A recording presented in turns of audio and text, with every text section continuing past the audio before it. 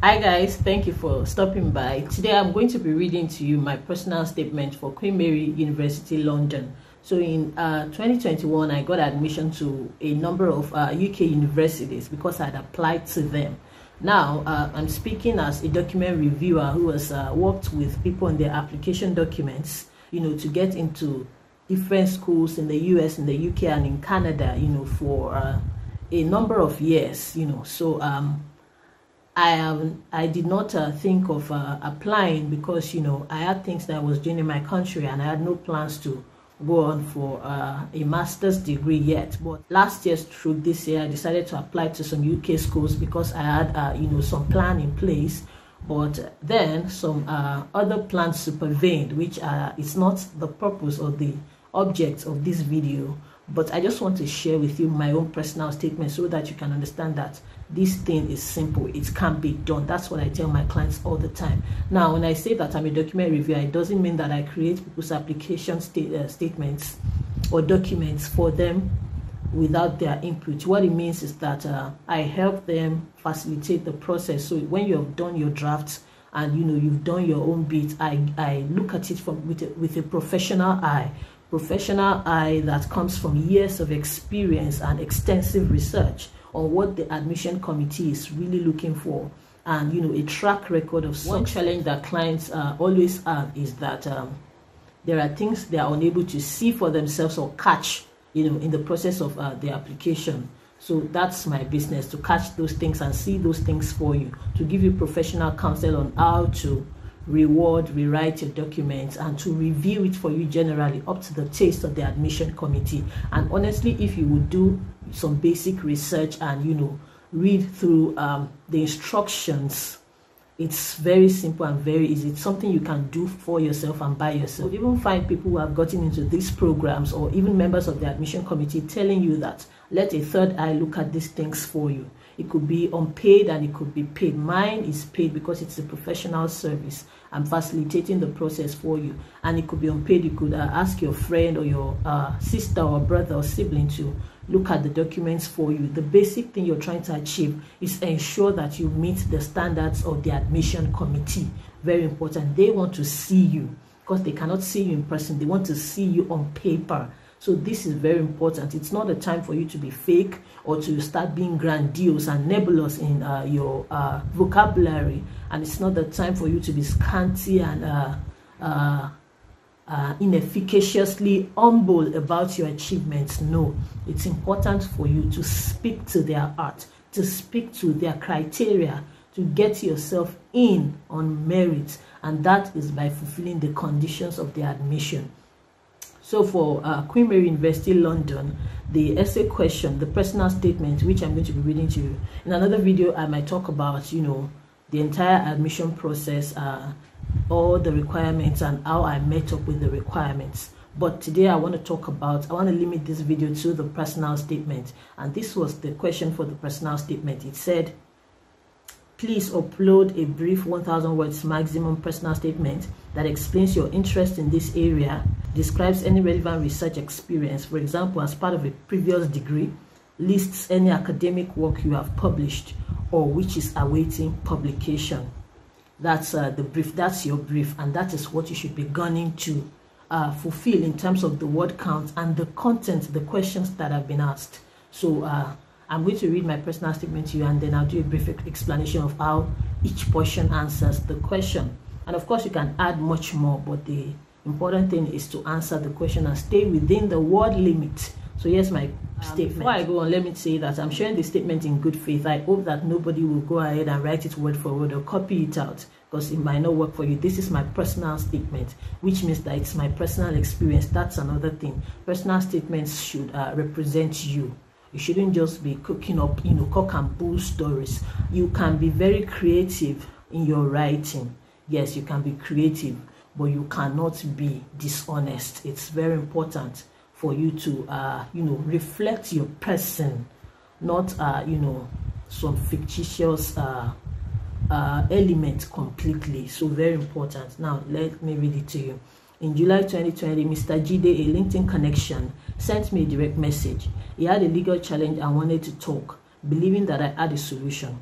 This came after years of sharing my law practice journey and free legal tips across my social media platforms, especially LinkedIn.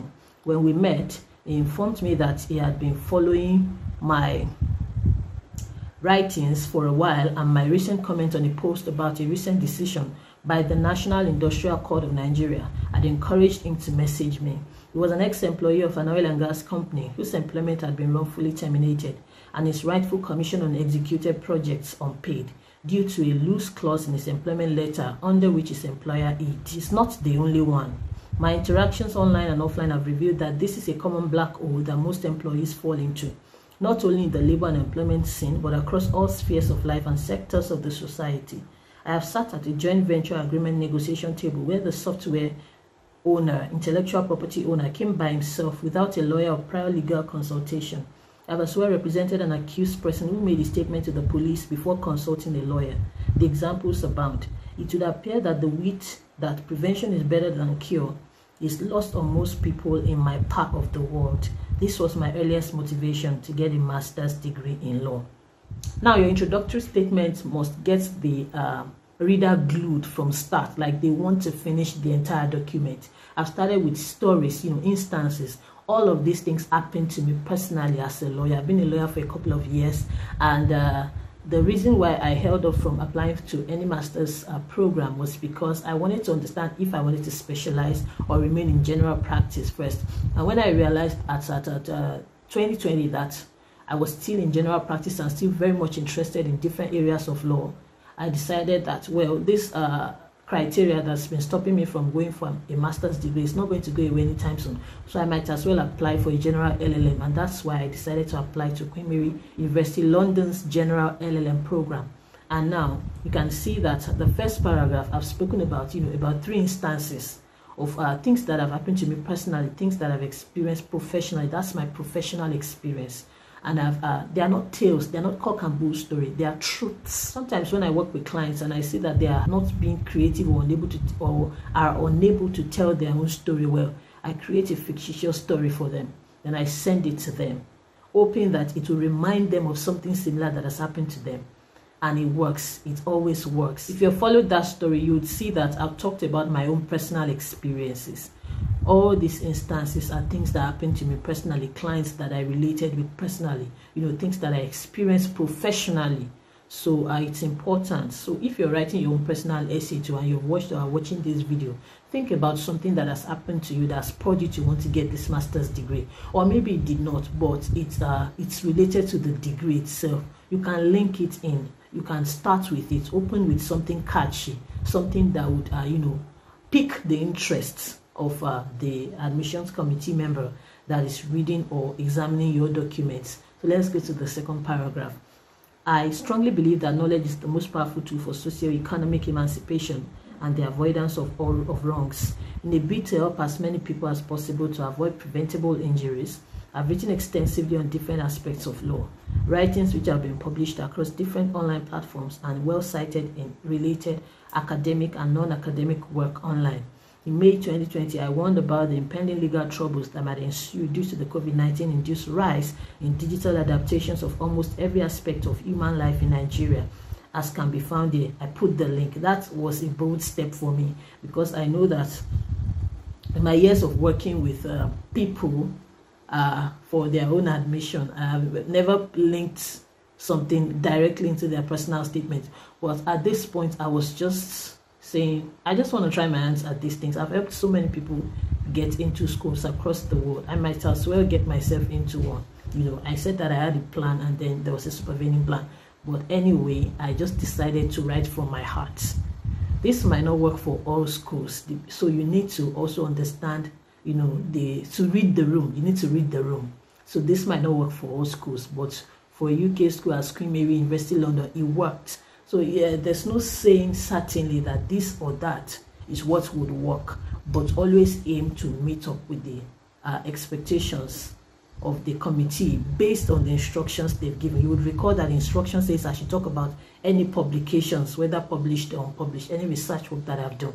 And so that's why I'm talking about my writings and linking them directly so that the purpose of linking them was that if someone was reading it and they were online, they would just click the link and go and read and say, oh, this person has written this, they are really good. Oh, she has written this. Oh, she knows her onions, she knows what she's talking about. So that was my aim, and it worked. Then I said in June 2020, I conducted a holistic review of the Violence Against Persons Prohibition Law and its implications for victims and perpetrators of violence, as published here. I linked again. I'm going to leave all these links in the description box anyways. Then I said more recently, I reviewed a landmark decision of the Nigerian National Industrial Court and its implications for employers and employees in an article published here. I linked again. Now, you know that I started with a labor law story, and then I went to intellectual property, and then I went to criminal law. These are all of my experience, and because I was applying to a General LLM, it was important for me not to niche into an area of specialization in tone and in content of my personal statement. And that's why I made it varied. You know, I talked about different aspects so that they would know that I am really a multidisciplinary lawyer, and that's what I want to do with my practice. And that's what the degree will do for me. So I'm your candidate. Admit me already. Now let's go on. I said I share legal tips on my social media platforms, especially LinkedIn, from time to time. Now, when I started my law practice, LinkedIn was like the most effective tool for me to express myself. There, I went almost daily to document my legal experiences, my court experience, my law firm experience, and what have you.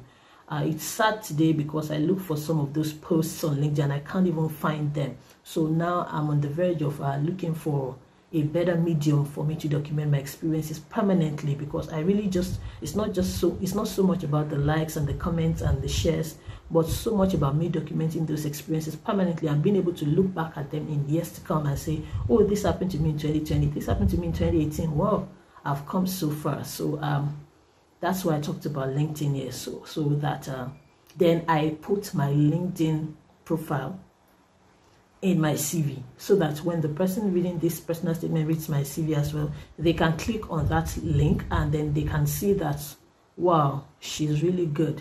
She's always here talking about law. She's really passionate about this. Let's give her a slot. So you see, everything, all your documents must cohere. But let's go on with the personal statement.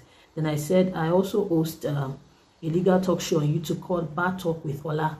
Yeah, I have a YouTube channel called Bar Talk with Ola. That's why I talk about law, and some more law. So I'll leave a link to that channel too in the description box. Please subscribe and watch my videos. There's legal content for everyone, whether you're a layman, a lawyer, or a law student. To disseminate useful legal information to laymen. It's my desire to ensure that in Nigeria, people walk into law offices and firms as the first port of call in any situation and not as the last resort. I as well volunteer as head of research and content with Strictly Family Law, a boutique family law support NGO with a mandate to provide all-encompassing legal support to the general public and on all family law related issues. So you see that I've talked about my extracurricular legal activities now. I'm not only a lawyer who goes to the law firm, gets a pay, represents clients. I've talked about, giving back to the society, still within the ambit of the law. Doing pro bono work, sharing free information on YouTube, working with Strictly Family Law. It's an organization created by my ex-principal in one of the law firms that I practiced at my earliest point of practice. So you see, I've worked everything into a coherent document. Now, you would also note, if you had seen my CV, you would know that this is not a regurgitation of my CV. I know that admission committees always state this on their website, that do not regurgitate. Do not give us back your CV. Don't slap your CV back into our faces. That's not what we want in your personal statement. Tell us something that's not obvious. So in the process of telling them something that's not obvious as well, you might also highlight something that's already in your CV, but that might not stand out that much. You highlight it briefly in your personal statement, and that's what I've done. I want to champion preventive justice in my country. That's my aim. That's my goal. So when an admission committee member is reading your statement, they must be able to identify what your goal is as a lawyer, because this is an LLM. If you were in health, if you were in the sciences, if you were in food, if you were in environment too, they must be able to know, are you passionate about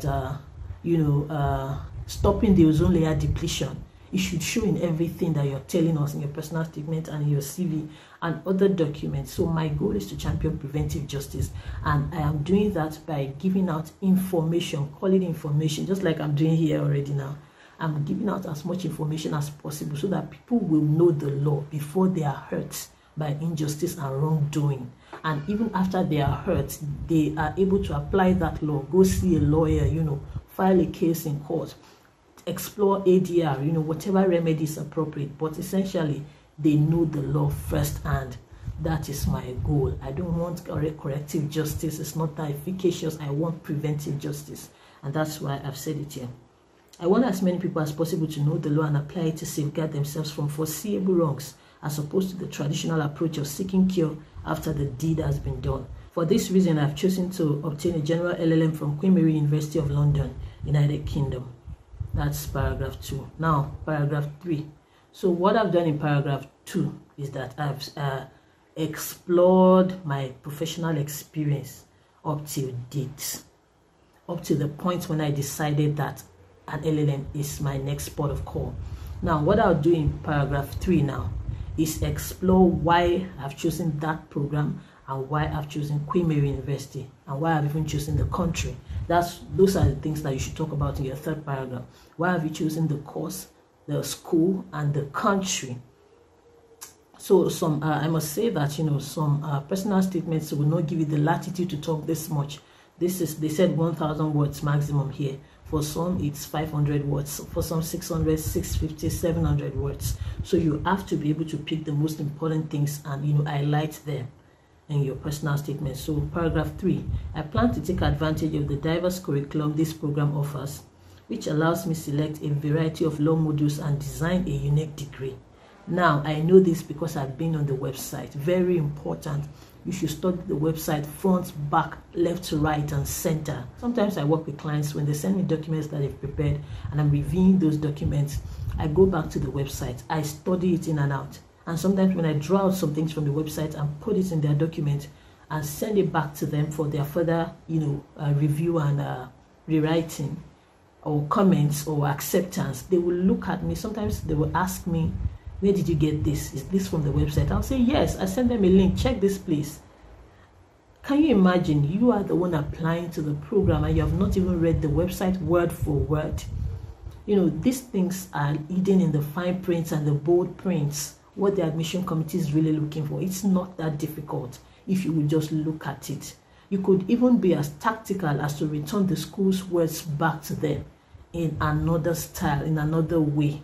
And they wouldn't even know that you are restating what they stated on their own website because you're being smart about it and you have done your research. Very important. I said in the third paragraph, you're looking to explain why you chose the program, which is best known to you, why you chose the country, why you choose, the school. It's best known to you. 1, 2 is what have you heard about the country, the school, and the program? What is online? If you're going to Queen Mary, for instance, and you want to talk about why Queen Mary is your choice, just Google, why should I go to Queen Mary University? Advantages or benefits of getting an LLM from Queen Mary University. Those search terms will get you the appropriate results, and then they will tell you, oh, their alumni, these are the places where the alumni are working. Oh, the alumni is very strong. They go on to become presidents, to become policymakers, to become this and that. They go on to earn this salary and that salary. And they tell you, oh, they have this law center that allows you to get hands-on practical experience, law clinic experience. And then they tell you that, oh, yeah, London is a very serene environment, or it's the hub of trade. If you're doing a trade law program, this is the hub of trade in the world, the hub of global trade. All those things. Oh, there's sightseeing. Oh, it's a cultural melting pot. This and all those things are things that you work into your personal statement to show the admission committee that I have done my research about your school, about your program, about your country. And these are the desirable elements that makes me want to come. So come on, give me that admission already. So I said, I plan to take advantage of the diverse curriculum this program offers, which allows me to select a variety of law modules and design a unique degree. This will broaden my understanding of the multifarious abilities of different aspects of law to help prevent injustice and wrongs across different sectors of the society. Now, you might see that I'm using some big words. I'm a writer in real life. I've been writing practically all my life, so some words just come naturally to me, and they might appear too bogus for you. So use your simple language, however you see fit. But it's important for you not to use language that the admission committee will have to go get a dictionary, check this one and check that one, and they get tired. So be clear and succinct in your communication with the most appropriate and most suitable words and language for you. When I say language, I'm not talking about native language or foreign language. I'm talking about, the tone and the quality of your words, your vocabulary. Yes. So I said, I look forward to gleaning from the depth of knowledge of the erudite professors of law and to learn from the wealth of experience and varied viewpoints of classmates from different legal systems across the world. So now you're making reference to the teachers that will teach you, and you're making reference to your classmates. It's showing teamwork already, showing that you're longing to get into this program, that you know what you're doing. Then I went to yet another paragraph and said, as a former British colony, Nigerian legal system is closely aligned with that of the UK. This will facilitate a smooth learning experience for me. Additionally, obtaining an LLM degree from the UK is necessary to give me the needed leverage and credibility as a young partner in a young law firm, especially in a country as Nigeria, where professional credibility is sometimes ascribed based on international exposure. Now, this is the truth. I know that not many people would dare to say this kind of thing, but honestly, when I made these applications, I just said, I'm going to tell them my truth and see how it works. I'm not going to be so pretentious or trying to be politically correct. So I just went all in. I said, well, let's see what they would do. And yes, they picked me. This might not work for some schools or for some admission committees, but you would know best when you've studied their requirements and studied all about the school. So I just figured that Queen Mary is a school that would allow me write from my heart. So let me write from my heart. And that's what I did.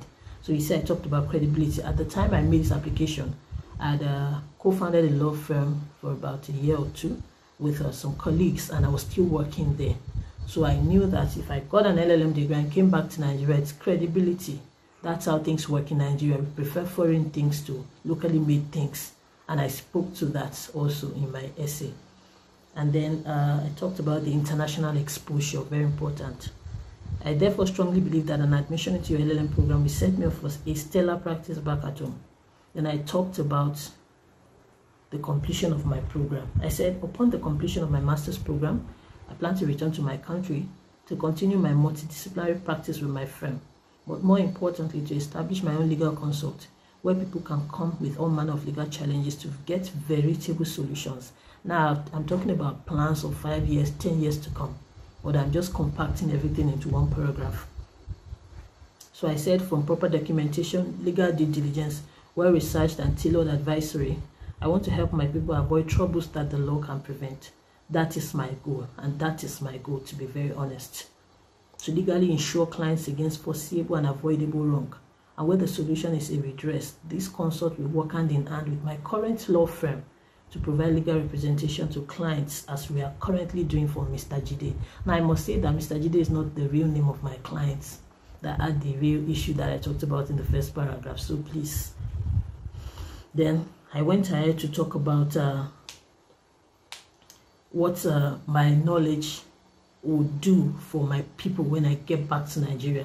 It's important for you to give the admission committee a sense of how you would use the degree, especially back at home. If you want to proceed to a postgraduate program, it might be okay to mention it in some instances. In some instances, it might not be okay to mention it. Matter of fact, if you're applying for some scholarships, you have to come back home first. So show them how you will use that degree. And that's what I did in yet another paragraph. Because they said 1,000 words, that's why it's so long.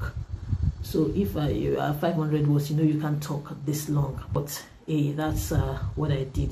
So I said, I strongly believe that the multifaceted benefits of the timely and rightful application of the law to prevent wrong in both simple and everyday human and business interactions are largely untapped in my country. So I said, yes, I want to tap it. And getting a General LLM degree is the step in the right direction. I said a General LLM degree is therefore the next step in the right direction. I'm skipping some things because it's getting too long even for me. Then I said I hope to become the go-to general practitioner for the preventive application of the law within 5 years of returning to the country, without excluding the corrective application, as well as I work at building a formidable legal consult and a general practice firm alongside my partners. I'm completely persuaded that a slot in your class of 2022 is the bridge between me and this lofty goal. So that's the end. I skipped some things because, you know, this is not the first video I'm making today, so it's getting a little long, and honestly I wouldn't want a situation where you copy me verbatim, or you would nobody should copy this or try to listen and transcribe this to use it for their own personal purposes. Please just take the lessons and develop your own unique statement that way. And if you need help, you can always shoot me an email. My email address will be displayed on the screen. We can work together. My review services are paid for, though. They are paid for. If you have someone that can do it for you for free, fine. If not, you can pay for it, because it's an investment into your future and it's a collaborative effort. So you also see how you can do it by yourself and how you can help other people do it going forward. That's my personal statement for Queen Mary University, and I got admitted to study the General LLM. Now, you notice that I put class of 2022 because that's the expected year of finishing the program. That's what you put, not the year that you're going. So you become a class of the year when you're graduating. Take note of that as well. So there are so many conclusions that you can make, but essentially let your personal statement have an introduction, let it have a body, and let it have a conclusion, a logical and finite conclusion. Speak to the admission committee. They are humans like you. They want to hear from you. They want to see you, see your uniqueness.